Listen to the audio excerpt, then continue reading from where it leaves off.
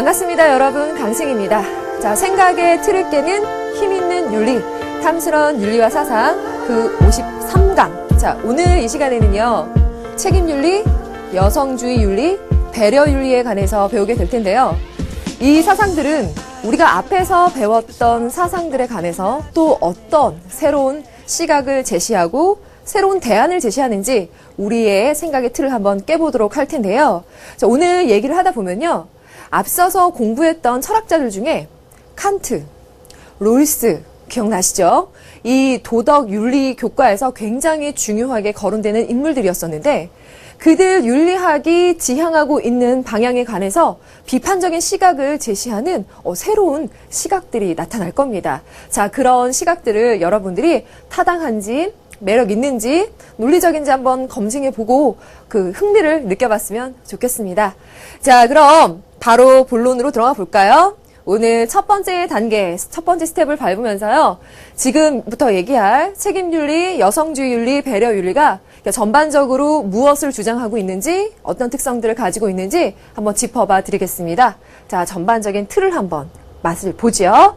자, 제가 준비한 화면으로 넘어가겠습니다. 자, 오늘 첫 번째 얘기할 부분은요, 책임윤리예요. 여러분들, 책임이라는 말은 우리 일상생활 속에서 많이 씁니다. 여러분들은 누구에 대해서 책임을 지고 있나요? 책임이라는 범위를 한번 생각해 본 적이 있는지 모르겠어요. 우선 나 자신에 대한 책임이 있지 않을까요? 나 자신에 대한 책임도 있을 것이고, 내 주변에 나와 관계된 누군가에게도 책임을 지고 있을 겁니다. 여러분들이 집에서 키우는 강아지에 대해서 여러분들이 책임을 지고 음식을 주고 치워줄 수도 있을 거고요. 혹은 여러분들이 반의 반장이라면 그 반에 대해서 책임감을 갖고 열심히 반을 위해서 활동할 수도 있을 거고요. 여러 가지로 인간들이 갖고 있는 책임이 있을 수 있는데요. 이 책임 윤리에 관해서 이야기하는 사람은 옆 화면으로 한번 띄워볼까요? 바로 한스 요나스라는 인물입니다. 이 요나스라는 인물은요, 독일의 생태 철학자인데요. 이 사람이 책임의 원칙이라는 저서를 통해서 자신의 책임 윤리에 관한 이론을 공개했습니다. 이 부분을 우리가 이번 시간에 그의 저서에 남겨있는 내용과 함께 핵심적인 사상을 파악해 보도록 하겠는데요. 자, 나라는 사람이 어떤 대상에게 책임을 져야 하며 그 책임의 의미는 어떤 것인지에 관한 책임 윤리, 오늘 요나스에 관해서 첫 번째 정리해 볼 거고요. 자, 그럼 오늘 두 번째 이야기할 사상은요, 바로 여성주의 윤리입니다. 그리고 배려 윤리까지 함께 얘기해 보려고 하는데요. 이 함께 얘기해 보겠다고 한 이유가 있어요. 이 두 가지 윤리 사상이 그들의 사상이 제기하기 이전에 그때까지의 사회나 혹은 가치관 혹은 사상 여러 가지 면에서 여성들이 차별받는 갖가지 요소들을 갖고 있었다라는 비판적인 시각을 갖고 있습니다. 자, 그런 면에서 남성 위주의 사고 방식이나 혹은 가부장적인 권위를 중시하는 가치관, 사회, 문화가 형성되었고, 그 아래에서 여성들이 나름의 억압을 받거나 압박을 받고 있었거나 혹은 차별을 받고 있었다라는 시각을 제시하면서요, 이것으로부터 여성들이 해방되거나 벗어나거나 혹은 그런 남성 위주의 가치관이나 그 사고방식들 혹은 철학에 관해서 대안적인 시각을, 새로운 시각을 제시하는 사람들이 등장합니다. 자, 그 첫 번째로 우선 여성주의에 관해서 이야기하는 사람, 그리고 배려윤리에 관해서 이야기하는 사람 대표적인 인물을 찾아보겠는데요. 옆 화면입니다. 자, 첫 번째는 시몬느 보부아르라는 인물인데요. 이 둘 중에 바로 이 사람이 시몬느 보부아르라는 인물이고요. 왜 이 사진을 가져왔는지는 이따가 설명하면서 말씀드릴게요. 그리고 옆에 있는 캐롤 길리건이라는 인물이 있습니다. 자, 이 사람은 배려윤리에 관해서 이야기했는데, 이 배려라고 하는 것이 남성 위주의 사고방식과는 어떻게 달라서 새로운 시각이며 대안이 된다라고 설명할 수 있는지 짚어보도록 하겠습니다. 자, 이 정도 되면 여러분들 책임윤리, 여성주의 윤리, 배려윤리, 오늘 배우고자 하는 이것들의 전반적인 특성이 좀 감이 오시나요? 자, 첫 번째 스텝을 밟았으니까 지금부터 두 번째 스텝을 밟으면서 이 사상들에 관해서 하나하나 제대로 짚어보도록 하겠습니다. 자, 제 옆에 아까 얘기했던 한스 요나스의 사진이 띄워져 있습니다. 독일이 그의 그 출생지라고 얘기했고요. 생태 철학자라고 얘기했는데, 자, 생태 철학이라고 얘기하니까 그야말로 이 사람이 이야기하고 있는 철학의 범주, 철학적인 고려의 범위가 굉장히 넓을 것 같다라는 생각이 드는데요. 이 책임윤리라고 하는 것이 무엇인지 그의 저서를 알아보기 이전에 제가 여기다가 판서하면서 한번 몇 가지 중요한 사상 짚어보도록 하겠습니다. 자, 여기 뒷부분에 제가 판서할까요? 네. 자, 이 책임 윤리에 관해서 이야기하는 데 있어서 먼저 이 책임 윤리라고 하는 것이 신념 윤리라고 하는 것과 서로 다른 의미를 갖고 있다고 하는데 그것이 무엇인지 한번 짚어보죠.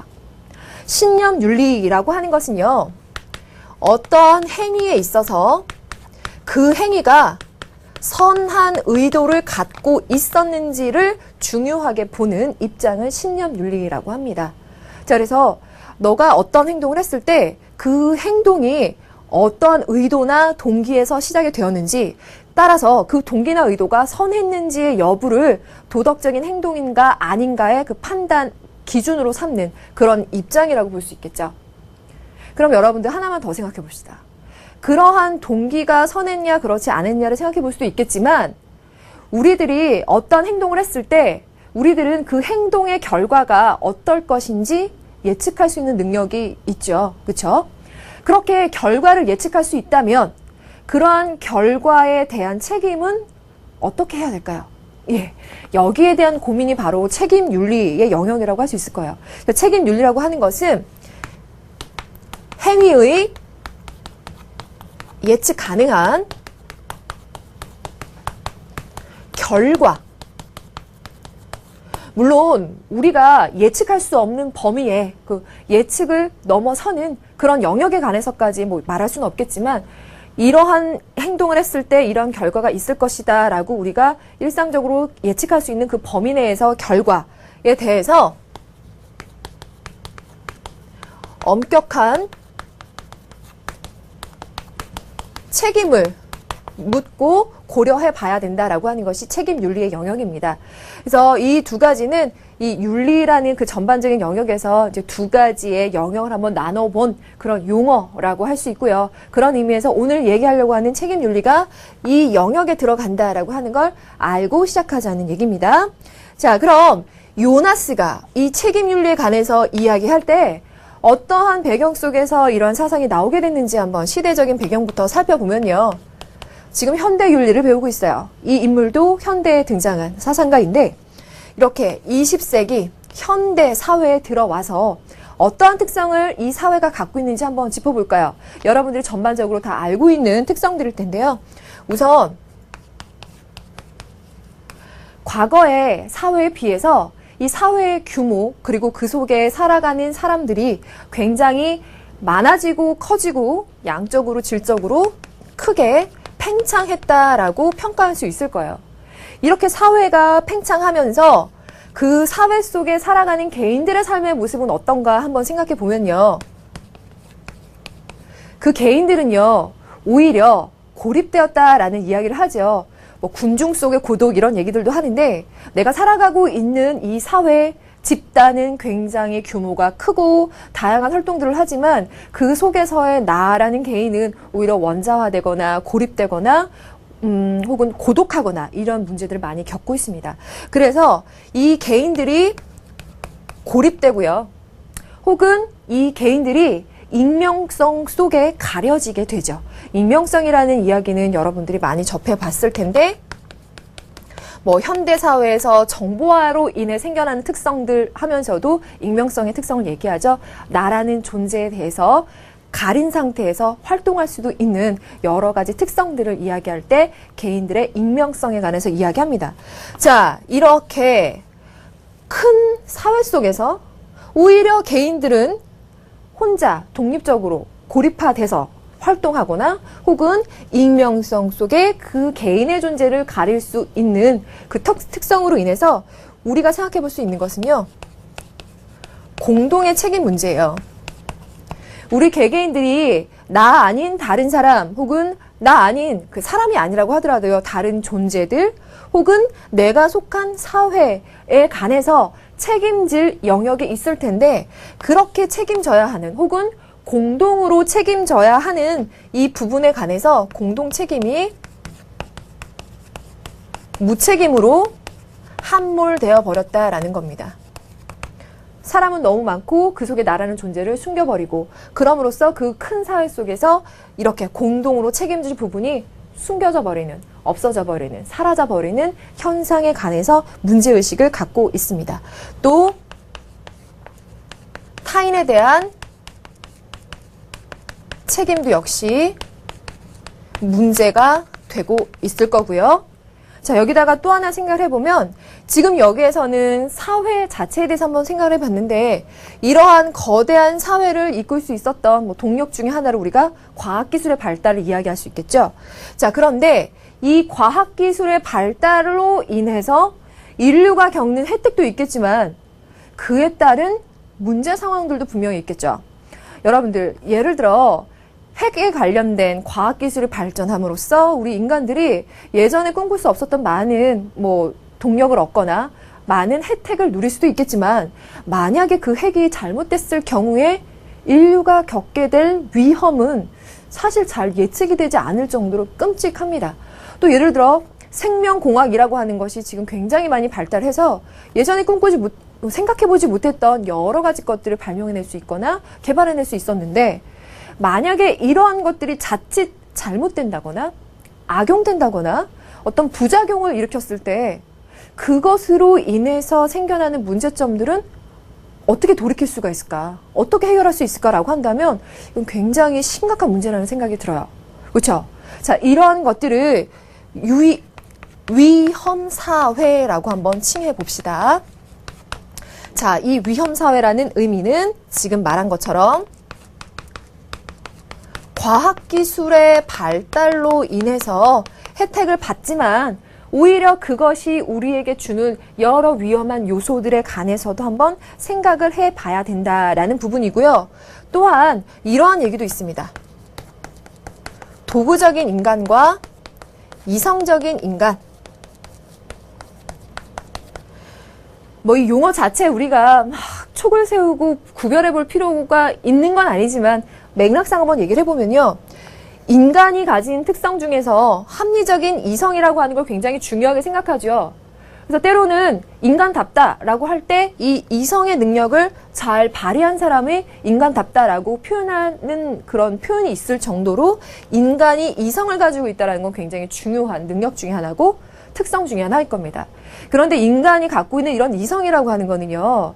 인간들이 합리적인 이성의 능력을 발휘해서 우리 인간이 살아가면서 마주하게 되는 여러 문제들을 해결하는, 근데 그 문제 해결에 있어서 단순히 도구적으로나 혹은 기계적으로 과학기술적으로 이 이성을 사용하는 것뿐만이 아니라 어떤 것이 선한 것인가 옳은 것인가에 관해서 우리 인간들이 그야말로 숙고해보고 고민하면서 바른 해답을 찾아낼 수 있는 그런 류의 능력 역시도 이성이라고 말할 수 있을 거예요. 그렇게 폭넓은 인간의 이성의 특성이 아니라 그것을 이 범위에 한정시킨다. 이것은요, 인간이 가진 이성을 통해서 지식을 습득하거나 이것을 이용해서 과학기술을 발달해낼 수 있고 이것을 통해서 다른 존재들, 인간이 아닌 다른 존재들을 지배할 수 있다라는 생각을 가진 그러한 사고를 통칭해서 우리가 도구적인 인간으로서의 특징이라고 이야기할 수 있을 거예요. 그래서 인간이 가진 합리적 이성으로서의 그 넓고 그 바람직한 방향으로 이렇게 쓸 수 있는 이성이 다른 존재들을 지배할 수 있는 도구로서의 이성 혹은 지식, 그러한 무기로서 생각하는 것을 도구적 인간이라고 표현하는데요. 이 도구적인 인간이 이성적인 인간을 지배한다라는 약간은 좀 철학적이죠. 지배한다는 그런 입장에서 봤을 때, 이건 굉장히 과학기술을 맹신하거나 그것으로 인한 위험성을 간과하는 그런 인간관이 아닌가라는 생각을 책임윤리에서 문제적인 시각으로 우선 갖고 있는 겁니다. 그러면서 이런 얘기들을 해요. 베이컨적인 혹은 유토피아적인 이상향 혹은 뭐 사고 혹은 충동이라는 이야기들을 하는데요. 자, 베이컨을 보면 아는 것이 힘, 이 명제 기억나죠? 인간이 이렇게 이성의 능력을 발휘해서 과학적 지식을 알아내고 그 지식을 바탕으로 과학 기술을 발달시키고 그것을 통해서 자연을 정복하고 이용할 수 있다라는 그러한 유의 사고 방식, 그래서 그러한 과학적인 이상향을 만들겠다라는 사고 혹은 뭐 충동이라는 표현을 여기서 쓰고 있는데요. 이제 그러한 것들을 바라다 보면 이것이 우리 사회를, 인간들이 살아가는 사회를 오히려 위험에 빠뜨릴 수도 있겠다라는 문제의식으로 본다는 겁니다. 자, 그래서 이러한 문제들을 우리가 한번 고민해 봐야 되겠다. 그렇게 해서 나온 시각 혹은 해답이 바로 윤리적인 공백에 관한 이야기일 거예요. 자, 여기서 윤리적인 공백이라고 하는 것은요, 이렇게 과학기술이 발달했습니다. 그런데 그 과학기술을 따라가지 못하는 인간의 윤리적인 의식을 문제시 삼는 거예요. 그래서 앞서가고 있는 과학기술과 그것을 따라가지 못하고 있는 윤리 간의 공백을 바로 윤리적 공백이라고 표현합니다. 자, 어때요? 이해되세요? 이렇게만 한번 써볼까요? 과학기술과 윤리 혹은 의식적인 면에서 그 두 가지가 여러 가지 공백을 이루고 있다라는 점에서 문제의식을 갖고 있어요. 그래서 요나스가 이야기하는 책임 윤리는 이러한 문제들을 극복하기 위해서 이 책임을 어떻게 해야 할 것인가? 자, 이 부분에 한번 결론을 한번 써봐도 될까요? 요나스의 결론을 쓰겠습니다. 요나스의 결론은요, 이 책임의 영역을 확장시키는 거예요.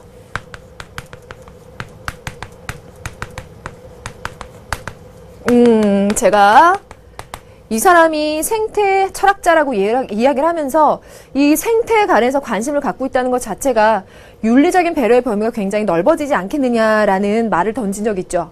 자, 그런 의미에서 보자면 이 사람이 책임의 영역을 확장시키는 데 있어서 어떤 것까지 생각했느냐를 보면은요, 우선 나에 대한 책임이 있어요.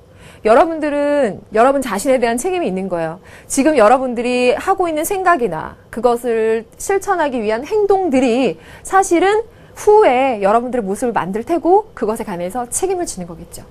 혹은 뭐 윤리적으로 해석을 해보자고 한다면 인간들이 윤리적으로 행동하고 뭐 실천하고 하는 것들은 인간들 자신이 자기 자신에 관해서 뭐 자기 의지가 될 수도 있고 뭐 자유의지라고 할 수도 있고요. 그런 것들에 대한 책임을 지고 하는 행동들이죠. 그래서 이런 나 자신에 대한 책임뿐만이 아니라 타인에 대한 책임까지도 우리가 잘 고민해 보아야 된다라는 이야기. 그리고 또 하나는요, 과거 지향의 책임과 미래 지향의 책임이 있어요. 이거는요, 이렇게 얘기를 해봐야 될 것 같아요. 이 표현 자체가 참 어렵더라고요. 우리가 잘 쓰지 않는 표현이어서. 이 부분에 관해서는 당위적이라는 표현을 쓰는데, 이렇게까지 필기 안 하려고 했는데요. 문제에서 나오길래 한번 짚어봤습니다. 어떤 이야기냐면, 우리가 사실 책임진다, 책임져, 내가 책임질 거야 라고 얘기하면, 과거에 일어났던 어떠한 사건에 관해서 내가 현재 책임을 지는 거죠. 그렇죠? 그래서 우리가 기존에는 인과적으로 과거에 있었던 일에 대해서 그 일이 원인이 되어서 지금 그 결과에 대해서 내가 책임을 집니다. 보통은 이러한 과거 지향적인 책임을 생각하는데요. 요나스는 이걸 벗어나서 미래지향적인 책임을 지자는 거예요. 앞으로 있을 일에 관해서, 미래에 관해서 책임을 지자. 자, 그럼 여기에서 얘기하기에는 미래지향적인 책임이라 함은 앞으로 어떤 일이 일어날지 모르죠. 그것에 관한 뭐 예측을 우리가 함부로 하거나 그것에 대해서 내가 책임지겠다라는 것을 뭐 앞서 간다라는 의미보다는요, 여기 있는 표현대로 당위적으로, 당연하게 어떻게 하라는 의미인가? 예를 들어 이런 얘기예요. 우리 인간들 사이에서 윤리적인 행동을 한다라고 했을 때 내가 너한테 이만큼 했으니까 너도 나에게 그만큼 해라. 우리 기브 앤 테크 뭐 이런 말 하죠. 서로 그렇게 다 주고받는 그런 의미에서의 뭐 책임 있는 행동 등을 이야기할 수 있는데 요나스가 생각하는 건요. 이거예요. 자식에 대한 부모의 책임. 여러분들이 생각해 봤을 때 부모님이라는 존재는 어때요? 부모님은 여러분들한테 여러 가지 것들을 베풀어주고 돌봐주고 계시지만 거기에 관해서 어떤 대가를 생각하지는 않고 당연하게 무조건적으로 일방적으로 주죠. 내리사랑 그러죠. 자, 부모가 자식을 사랑할 때는 그렇게 일방적으로 아무렇지도 아무런 대가를 생각하지도 않고 당위적으로 베풀어 줍니다. 자, 이러한 일방적이고 당위적인 의미에서 미래에 관해서도 우리가 책임을 지고 이러한 책임 의식에 관해서 생각해 봐야 된다. 그래서 이러한 당위적인 책임 의식을 그야말로 당위적인 법칙이 되죠. 그래서 칸트적인 정언명법. 야, 여기에서 정언명법이 낯설어 버리면 안 되죠. 정언명법과 가언명법을 구분하면서 가언명법이라고 하는 것은 내가 무엇을 얻기 위한, 달성하기 위한 그런 수단으로서 이야기되는 것들을 가언명법이라고 했고, 정언명법은 그러한 것이 없는 상태에서 내가 당위적으로 당연히 해야 하는 도덕적인 행동들, 도덕적인 법칙 이런 것들을 정언명법이라고 정언명법이라고 얘기했었죠. 자, 이러한 칸트적인 정언명법과 마찬가지로 이 당위적인, 미래지향적인, 일방적인 그러한 책임의식을 갖자라는 것을 이 요나스가 강조했습니다. 자, 어때요? 지금 이야기한 요나스의 책임 윤리가 무엇을 강조하고 있는지 쭉 머릿속에 좀 들어오세요. 그러면 이 내용 정리를 하면서 이 사람이 이야기한 그 아까 얘기했었죠. 책임의 원칙이라는 저서에서 어떤 부분을 이야기했는지 이 내용이 살려져 있는지 한번 화면으로 옮겨가 보면서 짚어보도록 하겠습니다. 자, 화면으로 갈게요. 요나스의 책임 윤리에 관해서 이야기할 때 미래적인 차원에서의 미래 지향의 책임을 이야기하고 있죠. 전체적인 책임과의 상관관계에서 전혀 다른 차원의 성격을 가진다. 여기서는 책임자의 직접적인 내용이나 구체적인 계산 가능성을 넘어서서 이거예요. 내가 미래에 관해서는 직접적인 작용을 하지 않을 수도 있고요. 어떠한 결과가 나올지에 대해서 물론 계산이 어떠한 결과가 올 것이라는 예측을 할 수도 있지만 그렇지 않은 부분도 분명히 미래에는 있을 거예요. 그것에 대해서 그러한 류의 가능성을 좀 넘어서서 전체 실존의 미래가 문제시 되는데 바로 옆에 있는 대상을 넘어서는 전체의 실존은 예견할 수가 없다. 그래서 넘어서서 생각해보자. 이는 객관적으로 알 수 없을 정도로 미지의 대상들이 많기 때문이기도 하지만 책임의 대상으로서 관련되어 있는 생명의 자발성 혹은 자유 때문이기도 하다. 게다가 자발성으로부터의 자유는 미지의 것들 중에서 가장 큰 것이다 라고 하면서 책임 윤리를 이야기하고 있는데요. 자, 다음 화면이 있나요? 한번 더 볼까요? 네, 지우고 깨끗하게 보겠습니다. 부모의 책임 대상인 생명체는 예측할 수 없는 미래에 노출되어 있으므로 지금 쭉 얘기하고 있는 맥락에서 조금 더 쉽게 표현해주고 있죠. 미래에 대해서는 예측할 수 없는 상황들이 있을 거예요. 자, 그럼에도 불구하고 전체적인 책임에 대한 이러한 미래도 포함되어야 된다. 아니, 책임 대상의 미래는 책임의 가장 본래적인 양태이기도 하다. 그래서 마치 부모가 자식에 대한 책임을 지는 것처럼 당위적으로 무조건적으로, 일방적으로 라고 하는 것을 칸트의 정언명법처럼 그렇게 적용시켜 보아야 된다라고 얘기하고 있어요. 그래서 미래에 대한 책임까지 이야기하면서 가장 본래적인 양태다. 그래서 우리가 원래 이야기하는 책임이라고 하는 건 예측 가능한 결과에 대해서 명확하게 책임질 것을 강조하는 부분이긴 하지만 이 요나스가 이야기하는 책임 윤리에서는 그런 부분을 넘어서서 미래의 예측할 수 없는 부분에 관해서도 우리가 당위적으로 고려해 봐야 된다를 이야기하고 있습니다. 자, 그러면서 그 사람이 이야기하고 있는 중요한 명제 하나를 찾아와 봤는데요. 너의 행위의 영향이 지구상의 진정한 인간 삶의 지속과 조화되도록 행위하라. 이 번역을 하다 보니까 약간 어색할 수도 있고 딱딱하긴 하지만 내용이 이해는 되죠. 내가 어떤 행동을 했을 때 지구상의 진정한 인간 삶의 지속, 이렇게 모든 인간들이 그 삶을 영위하는 데 있어서 그런 요소들과 조화가 될 수 있도록 네가 행동하려고 책임을 갖고 행동하고 판단해야 된다. 숙고해 봐야 된다라는 점을 강조하고 있는 것 같죠? 자, 여기까지가 바로 요나스의 책임 윤리입니다. 자, 그럼 두 번째 사상으로 넘어가 볼게요. 두 번째 사상은 여성주의 윤리입니다. 자, 여성주의 윤리를 얘기할 때 앞에 우선 두 사람을 제가 끄집어 왔죠. 첫 번째는 메리 울스턴 크래프트라는 인물이고요. 두 번째는 존 스튜어트 밀입니다.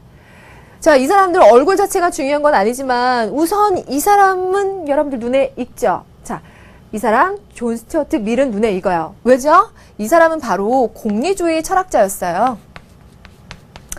뭐 질적 공리주의라고까지 얘기했었는데 이 사람이 이야기하는 공리주의의 입장을 여러분들이 여기서 그대로 살려서 그 여성주의를 이해하면 돼요. 그리고 울스턴 크래프트는요, 자, 이 사람은 최초의 여성주의자라고 이야기할 수 있다고 하는데 이 두 사람이 각각 어떤 의미에서 여성주의를 강조했는지 한번 간략하게 짚어보도록 하겠습니다. 자, 지우고 저는 바로 이 옆에다가 쓸 거예요.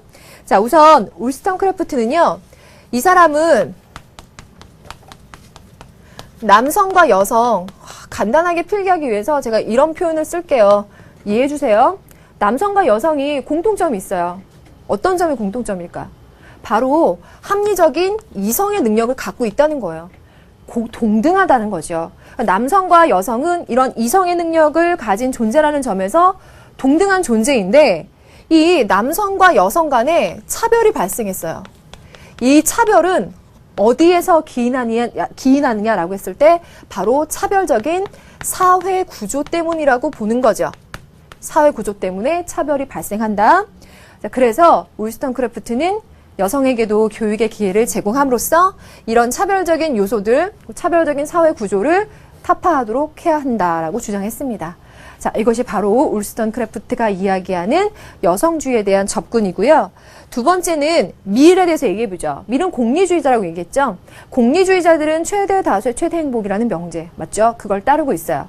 자, 그럼 이 사람이 얘기했을 때는 공리주의적인 입장에서 여성들이 차별받거나 종속받는 거에 대해서 비판하고 있어요. 그 논리를 따라가 보면 잘 이해가 됐을 거예요.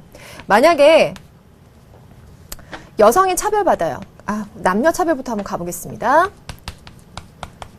우리가 남성과 여성을 차별하게 된다. 그래서 여성이 사회에 기여할 수 있는 기회가 박탈된다면 어떨까?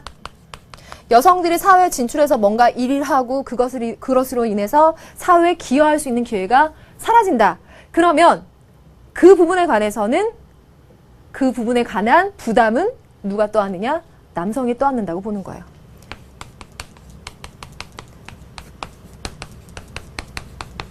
남성이 그 부담에 대한 책임을 지게 된다. 남성의 부담이 증가된다.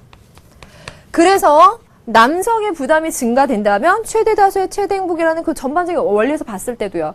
사회 구성원 중에서 부담을 많이 느끼게 되는, 부담이 증가하는 구성원이 많아지죠. 그런 것이 바로 공리주의적인 명제에서 봐서도 그렇고 사회 전체적인 손해, 최대 다수의 최대 행복이나 이익을 추구해야 되는데 이런 식으로 여성의 기회를 박탈함으로써 남성이 그 부담을 증가시킨다는 것은 사회 전체적인 이익을 떨어뜨리고 행복을 떨어뜨리는 일이다. 그래서 여성과 남성을 차별해서는 안 된다. 여성의 사회 참여 기회를 박탈해서는 안 된다. 라는 논리로 이야기하는 것이 바로 이 존 스튜어트 밀입니다. 어때요? 이 두 사람이 얘기하고 있는 그 접근법이 굉장히 다르죠? 이 얘기는 정말 공리주의적으로 가고 있는 것 같은데요. 이 두 가지의 논리를 이렇게 간단하게 이해를 해보면 해결이 잘 될 거고요. 자, 저는 이 뒤에다가 이 부분 지우고 판서 조금 할게요. 자, 우선 이 여성주의에 대해서 얘기할 때요. 여성주의를 두 가지의 관점에서 한번 얘기해 볼 수 있는데요. 첫 번째는 자유주의적인 여성주의와 두 번째는 급진주의적인 여성주의가 있어요. 자, 간략하게 분류를 해봅시다.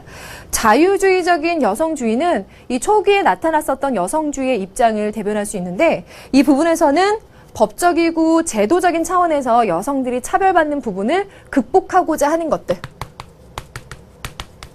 그래서 이러한 측면에서의 어떤 대안을 찾고 싶어 했던 것들이 그 자유주의 입장이라고 볼 수 있고요. 급진적인 여성주의라고 하는 것은 1960년대 이후에 등장한 입장들이 여기에 많이 속하는데요.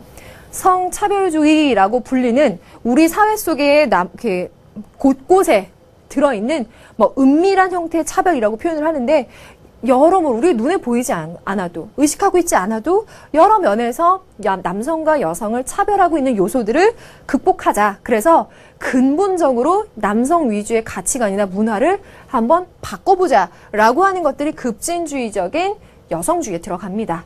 자, 이렇게 기본적인 분류를 한번 생각해 봤고 이것에 따라서 울스턴크래프와 밀을 이야기했지만 이 두 사람은 뭐 이런 두 가지 분류 차원을 떠나서서 각각의 어떤 주장점 논리가 있었습니다. 그럼 오늘 여성주의에 대해서 얘기해 보려고 하는 세 번째 인물 시몬느 보부아르라는 인물을 보겠습니다. 자, 시몬느 보부아르 보면 1908년부터 1986년까지니까요. 최근의 인물이죠. 자, 이 사람을 보면 제가 사진을 왜 이걸 가져왔는지 얘기 드렸어요. 이 사람이 시몬느 보부아르고요. 이 사람은 어디서 많이 본 것 같지 않아요? 우리 지난 시간에 실존주의 얘기했었죠.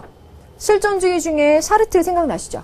자, 샤르트르와 같이 옆에 있습니다. 왜 그런지 한번 제가 얘기를 해볼게요. 시몬느 보부아르는요. 굉장히 똑똑한 여성이었던 것 같아요. 그래서 21살 때 철학 교수가 되기 위한 자격 시험에 합격을 했대요. 그런데 그냥 합격한 게 아니라 차석으로 합격을 한 거죠. 그러니까 21살 때 합격했다는 것 자체가 최연소의 기록이었고 차석으로 합격했다는 것도 굉장한 기록이었는데 그때 수석으로 합격한 사람이 바로 이 사르트르였대요. 그래서 이 사르트르와 그 시몬느 보부아르는 뭐 그러한 그 만남 혹은 그러한 인연도 있지만 이 둘 사이에는 계약 결혼이라고 해서 평생 동안 동반자, 뭐 지적인 동반자라고도 이야기하는데 이제 그러한 계약 결혼 관계에 있었던 뗄래야 뗄 수 없는 사람 그런 관계라고 볼 수 있어요. 그래서 서로의 저서를 이렇게 쓰면 이렇게 서로 가장 먼저 보여주고 검토해주고 그런 관계였다고 합니다.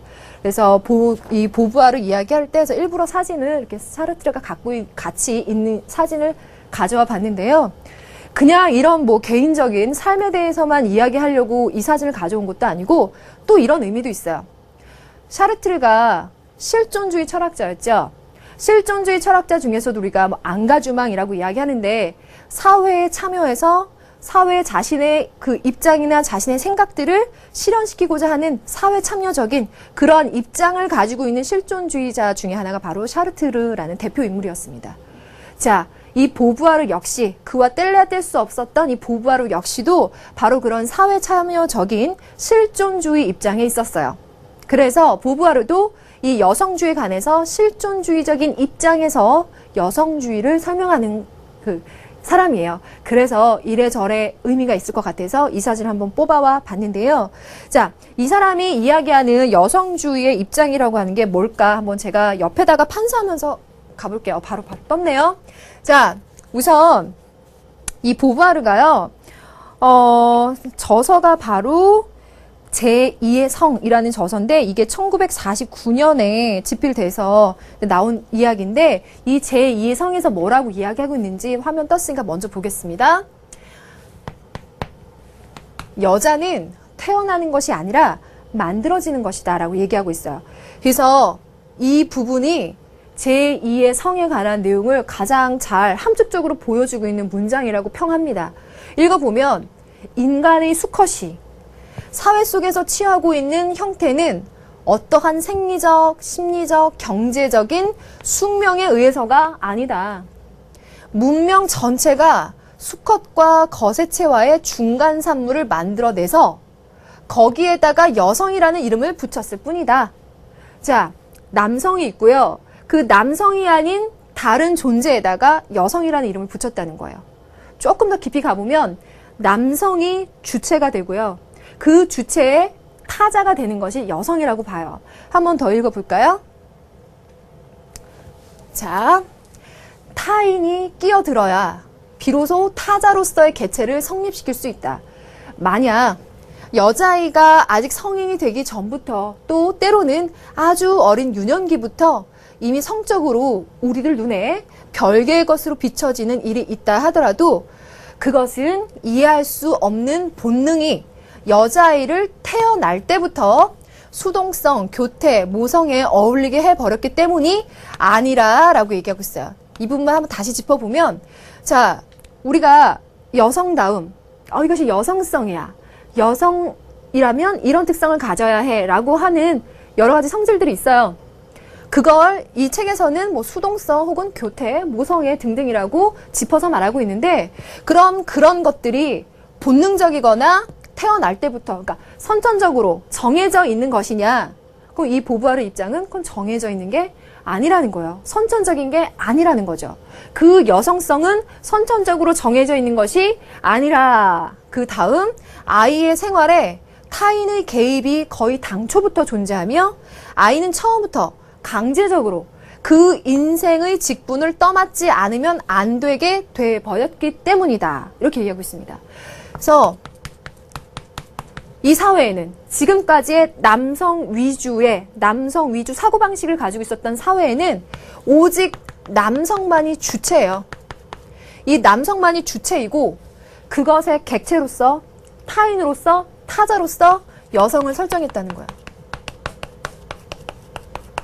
그래서 이 여성들이 갖고 있는 여성성, 여성다움이라고 하는 것은 이러한 사고방식이나 문화 속에서 여성들에게 주입된, 떠맡지 않으면 안 되게끔 만들어진 성질이라고 봅니다.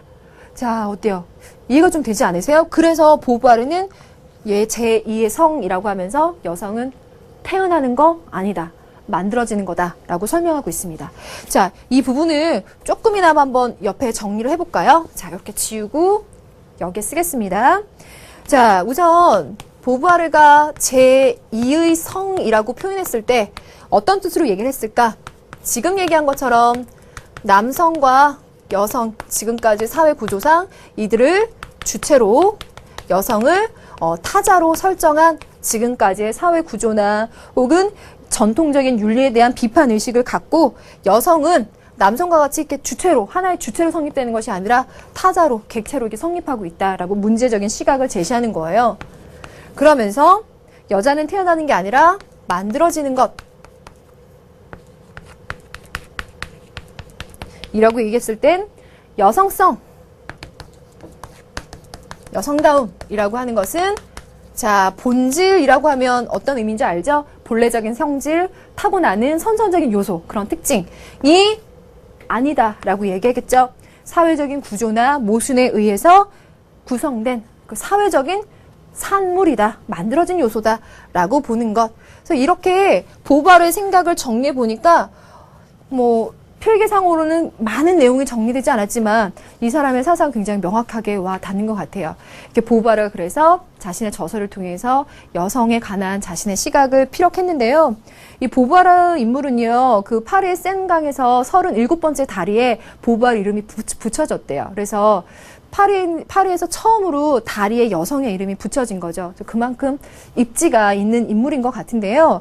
자, 이 사람이 이야기하고 있는 이런 여성주의적인 윤리를 봤을 때 혹시 내용을 읽으면서 이게 여성과 남성이라는 존재에 대해서 이 남성을 혹시 배타적으로 바라보거나 혹은 뭐 적대시하는 그런 관점에서 여성주의를 이야기하나? 라는 생각을 갖고 이 이야기들을 접하고 있다면 그 생각이야말로 깨졌으면 좋겠어요. 이 보부아르 자체는 이러한 이야기들을 하면서 논의의 마무리에 이 여성과 남성은 함께 이렇게 친구 관계, 뭐 우애가 있는 그런 친구 관계를 만들어서 이 사회를 살아나가야 된다라고 보고 있습니다. 그러니까 여성주의라고 해서 남성을 배타적으로 보고 있는 것이 아니라 조화를 이루어야 되는 관계로 보고 있다는 거죠. 그런 조화를 이루는데 방해가 되는 요소가 있다면, 사회적인 구조에 기인한 것이 있다면 우리가 문제의식을 갖고 좀 해결해 봐야 되지 않겠는가라고 하는 것이 이들이 얘기하고 있는 본질적인 요소가 아닌가 싶어요. 그래서 그것들을 조금 표현하거나 이론적으로 만들어가는 과정에서 다른 것들이 만들어질 수 있었겠지만 보부아르 이론 자체는 그러합니다. 자, 이런 내용들을 한번 정리해 봤고요. 보부아르까지 얘기했죠. 그러면 오늘 마지막 주제인 배려윤리로 가보겠는데요. 자, 배려윤리 한번 가보면 오늘 판서 내용이 많아서 자꾸 지우게 되죠. 먼저 캐롤 길리건이라는 인물 한번 옆에 볼까요? 캐롤 길리건 이제 교수인데요. 자, 이 사람이 이야기하고 있는 것 치, 또 나딩스라는 인물에게도 이제 이어져서 공통적인 배려, 윤리라고 해서 우리에게 강조가 되고 있습니다. 자, 어떤 것들을 얘기하고 있는지 한번 제가 판서를 좀 해보고 싶은데 저 옆에 가서 한번 판서해 볼게요. 자, 여기 내용이 보이실 테니까 여기부터 판서해 보도록 하겠습니다. 배려, 윤리라고 했을 때 배려는 케어를 얘기해요. 그래서 뭐 보살핌 혹은 배려라고 이야기하는데요. 이 배려 윤리는 도덕성의 본질에 관해서 지금까지와는 다른 시각을 제시하는 거예요. 지금까지의 시각 중에 굉장히 유력한 것들은 도덕성의 본질을 정의, 공정성 등으로 봤어요. 그런데 이 배려 윤리에서는 그러한 도덕성의 본질을 보는 시각은 그 여성적인 그 도덕성의 그 여성적인 특성과 남성적인 특성에 관해서 뭔가 이렇게 잘못 파악하고 있는 관점이라고 제시를 하는데요. 본론부터 말하면 그 배려 윤리에서는 도덕성의 본질은 지금 말한 정의나 공정성이 아닌 배려다. 그러면서 여성주의 윤리적인 관점에서 이야기하는데요. 지금 보면 제가 앞에서 오늘 강의 시작하면서 칸트 얘기했었고 로이스 얘기했었죠. 칸트 얘기를 한번 전반적으로 한번 탁 압축적으로 줄여보자라고 하면 칸트는 이런 부분들을 강조하죠. 보편적인 도덕 법칙. 이 도덕 법칙의 입법자로서의 개인들, 그러한 개인들의 그 존엄성, 인간들의 존엄성, 또 그런 권리 등을 이야기하고 있고요. 로이스 같은 사람은 합리적인 개인들이, 이성을 가진 합리적인 개인들이 원초적인 상황에서 가상적인 그런 가상적인 상황에서 정의의 원칙을 도출해 나가죠. 그 과정을 추상적인 정의의 원칙을 찾아내가는 합리적인 개인들의 합의의 과정들에 대해서 설명하고 있습니다. 그리고 지금까지는 나오지 않았던 콜버그라는 인물이 있는데요. 자, 이 사람은요, 도덕성에 관해서 뭐라고 얘기를 하냐면은, 도덕성의 본질은 도덕적인 추론 능력 혹은 판단 능력에 있다라고 봐요. 도덕적인 추론, 판단 능력. 자, 그러면서 그 판단 능력에 있어서 가장 본질을 이루는 중요한 요소가 뭐냐? 그러면 그 판단의 근거로서 정의라고 하는 것을 둔답니다. 그러면서 인간들의 도덕성 발달의 이론을 제시를 했거든요. 그럼 3수준의 6단계로 설명을 해요. 쓰지 않고 말로 한번 표현을 해볼게요. 인습 이전, 인습 이후라는 3단계, 3수준에서 다시 6단계로 나누면은요, 쭉 한번 읽어보면 벌과 복종에 지향하는 단계. 그래서 도구주의, 상대주의적인 단계. 그 다음 착한 소녀를 지향하는 단계. 그래서 법과 사회 질서에 복종하는 단계. 그리고 나서 사회 계약, 그리고 보편적인 도덕 원리, 보편적 도덕 원리에 복종하는 단계. 그러한 면에 있어서 도덕적인 추론이나 판단을 가장 높이 발달시킨 단계가 이 마지막 6번째 단계다라고 이야기하는 것이 콜버그의 입장이에요. 근데 이러한 윤리, 이런 입장들이 윤리에서 굉장히 중요한 자리를 점하고 있었는데 여기에 관해서 이러한 것들을 정의 윤리라고 통칭을 해본다면 이 정의 윤리라고 하는 것은 뭘 강조하느냐? 인간의 합리적인 이성의 능력, 그런 이성의 능력을 가진 개개인들의 존재, 또 그들이 갖고 추구하는 지향점은 공정성, 정의 혹은 보편성을 지향한다는 거예요. 그런데 인간의 실생활에서 생각하게 되는 윤리의 문제라는 건 이런 것이 아니라고 보죠. 뭐냐? 그건 바로 배려의 문제다. 어떤 것들이 있겠냐라고 했을 때 인간관계요. 그 인간관계 속에서 감정적으로 공감하는 능력들, 그리고 그 속에서 따뜻하게 배려하는 능력들, 인간관계 속에서 구체적으로 일어나는 상황이나 맥락들, 또 상호 의존, 혹은 유대감 같은 것들이 가장 문제가 된다고 보는 거예요. 그래서 인간들의 존재 양식에 있어서 가장 본래적인 특성은 바로 이러한 인간들 사이의 관계, 그 속에서의 관심, 배려라고 보면서 이렇게 추상적인 이성을 중시하거나 뭐 자기 중심적인 면에서 이야기하는 윤리 방식을 떠나서 상대방을 이해하는 윤리, 상대방을 고려하는 배려 윤리로 가야 된다라고 얘기합니다. 자, 그럼 이런 윤리를 얘기하는 데 있어서 지금 첫 번째 얘기하는 인물 캐롤 길리건은 어떤 주장을 얘기하는지 그의 이야기로 한번 가보도록 할게요. 여성들이 가진 도덕적인 관심의 본질은 남성과 다르대요. 그래서 이 캐롤 길리건이 이야기하고 있는 것은요, 지금까지 얘기하고 있는 정의윤리라고 하는 것이 이런 여성적인 윤리에 대해서 이렇게 미처 파악하지 못했다라는 점을 비판하고 있어요. 그러면서 그 특성을 뭐라고 하냐면 다른 사람의 요구에 깊은 관심을 갖고 있어요. 그러면서 그 다른 사람을 보살피려고 하고요. 또 다른 사람의 견해에 귀를 기울여요. 나 자신의 관점뿐이 아니라 다른 관점들까지 포함하면서 판단한답니다. 따라서 여성들의 판단이 일견산만하고 혼돈스럽게 보인다라고 하는 것은 오히려 그들의 도덕적인 장점이고 그들이 인간관계와 의무에 대해서 지대한 관심을 보인다는 사실과 뗄래야 뗄 수 없다는 그런 것을 보여주는 것이다. 반증하는 것이다 라고 이야기하고 있습니다. 자, 그래서 그 다음 화면 보면요. 여성들이 판단 내리기를 꺼리는 것은 다른 사람에게 관심을 갖고 보살피고자 하기 때문이라고 볼 수 있는데 바로 이런 성향 때문에 여성의 발달에 문제가 있는 것으로 간주되어 온 것이다. 그래서 지금 얘기했었던 이 콜버그의 이론이요. 콜버그의 이론이 이렇게 여성들이 도덕적으로 발달에 있어서 뭔가 문제가 있거나 열등한 존재로 치부하고 있는데 그건 여성들이 갖고 있는 이런 다른 목소리, 다른 관심에 관해서 몰랐기 때문이다. 그래서 남성의 도덕성과 여성의 도덕성은 질적으로 다르다. 남성의 도덕은 정의윤리, 여성의 도덕은 배려윤리 이런 각각의 특성들을 찾아냄으로써 이 남성적인 도덕이 아닌 새로운 대안을 새롭게 이해할 수 있는 시각을 제시해 줬다는 거예요. 여러분들이 혹시 여학생들이라면 이러한 여성적인 특성들에 관해서 정말 이해하고 공감하고 있는지 궁금하긴 한데요. 자, 이런 이야기를 한 것이 바로 캐롤 길리건이고요. 이를 이어서 넬 라딩스라는 인물이 이야기하는 배려 윤리도 있어요.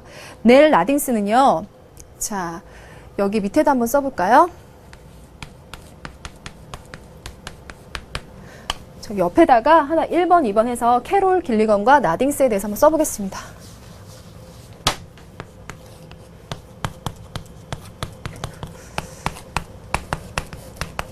지금 이야기한 그 길리건이 콜버그의 도덕 이론에 관해서 비판적인 시각을 보이면서 여성의 도덕성에 대해서 강조하고 있고요. 라딩스는 그 이야기를 이어가는데요. 한번 얘기해 볼게요. 지금까지 얘기했던 정의의 윤리라고 하는 건 인간들의 삶에서 구체적인 해답을 해주지 못한다는 거예요. 우리가 살면서 어떻게 살아야 되지? 어떻게 행동해야 되지? 라는 고민을 많이 하죠. 구체적으로 이런 것 같아요. 학교에 딱 갔는데 내가 마음에 들지 않는 친구랑 싸웠어요. 대판 싸웠어요.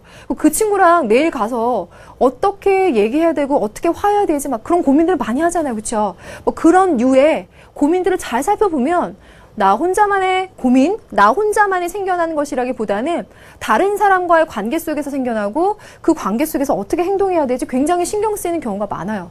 그렇죠? 정의 윤리처럼 공정한 거, 보편적인 거 이런 것들을 얘기하지 않죠. 야, 넌 이래서 공정하지 못해 라고 판단하기보다는 오히려 지금 얘기했던 것처럼 그 구체적인 상황 속에서 어떻게 행동해야 되고 그 관계를 어떻게 이끌어 가야 되는지 고민하게 되는 경우가 훨씬 더 많은데 오히려 정의윤리보다는 배려윤리가 거기에서 가장 많은 답을 준다는 거예요. 그래서 이 사람이 원형으로 들고 있는 배려윤리의 원형으로 들고 있는 것이 모자 관계예요. 어머니가 아이에게 보살핌을 주고 항상 그 관계 속에서 관심을 갖고 있죠. 그것이 바로 인간들 사이에 배려윤리에서의 가장 중요한 특징이다라고 봅니다. 그러면서 이 모자 관계에서의 그 친밀함이나 그런 보살핌을요. 나랑 친밀한 사람, 넘어서서 나와 낯선 사람, 그걸 넘어서서 동식물, 지구 환경까지 확대시켜야 된다고 보는 것이 또 라딩스의 이론이에요. 자, 그리고 이렇게 한번 정리해 보겠는데요. 배려윤리에 있어서 라딩스가 강조하고 있는 건 공감이에요. 너가 이렇게 해서 참 힘들겠구나, 아팠겠구나 여러 가지 것들을 공감해주는 능력이 참 중요하죠. 그 공감은 어떻게 하는 것이냐? 몰입하는 거예요. 상대방에게 그 상황에 그 맥락에 몰입함으로써 어떠한 것을 느꼈겠는지, 어떠한 감정이겠는지 내가 공감해 주는 겁니다. 그러한 공감의 능력을 이야기할 때 타인을 받아들이는 거예요. 수용해서 타인과 공감하는 것이 바로 우리가 이야기하는 윤리적인 배려다라고 이야기하고 있습니다. 자, 그래서 지금까지 얘기하고 있는 이런 지금 배려윤리라고 하는 것은요, 그런 점에서 본다면 개인 자체보다는 공동체 혹은 전통, 그 공동체가 살고 있었던 전통 윤리적인 맥락에서 그 관계 속에서 윤리적인 판단이나 윤리적인 도덕성이 이렇게 형성이 된다라고 보는 점에서는 공동체적인 관점과 오히려 더 그 공통점을 찾아볼 수 있다라고 평할 수 있을 것 같아요. 자, 이렇게 길리건과 나딩스의 배려 윤리까지 이야기했습니다. 내용 정리가 지금 잘 되시죠? 한눈에 한번 그 내용을 볼까요? 오늘 세 번째 단계에 가서 한눈에 이 내용을 구조화시켜서 보도록 하겠습니다. 가장 중요한 부분 먼저 한번 가져와 봤는데요. 책임윤리 요나스가 얘기했죠. 윤리적인 공백을 이야기하면서 과학기술은 발달했는데 그것을 따라가지 못하는 윤리 간의 책임을 이야기했고, 그 책임에 관해서 우리가 여러 가지 논의를 했지만 첫 번째로는 나 자신에 대해서 스스로 선택, 행동, 책임질 때 자유로운 존재라는 자신에 대한 책임을 이야기했고요. 그 다음은 타인에 대한 책임을 이야기했습니다. 타인에 대한 책임을 이야기할 때 자신의 책임 범위 혹은 공동체의 범위를 어떻게 보느냐에 따라서 생명체와 어울려 사는 연대적인 존재로서 책임을 지닌다라고 이야기했고요. 두 번째, 여성주의 윤리로 가면요. 울스턴크래프트는 남녀 차이는 어디에서 발생한다? 차별적인 사회 구조에 기인한다. 남성과 여성은 이성을 가졌다는 점에서 동등하다라는 걸 강조했었죠.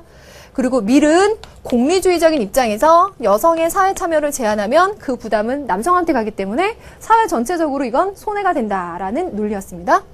마지막으로 얘기했던 보부아르는 실존주의적인 관점에서 본격적으로 여성주의 윤리를 시작했던 사람이고요. 제2의 그리고 타자로서 여성을 설명했습니다. 자, 마지막에 얘기한 배려 윤리는요.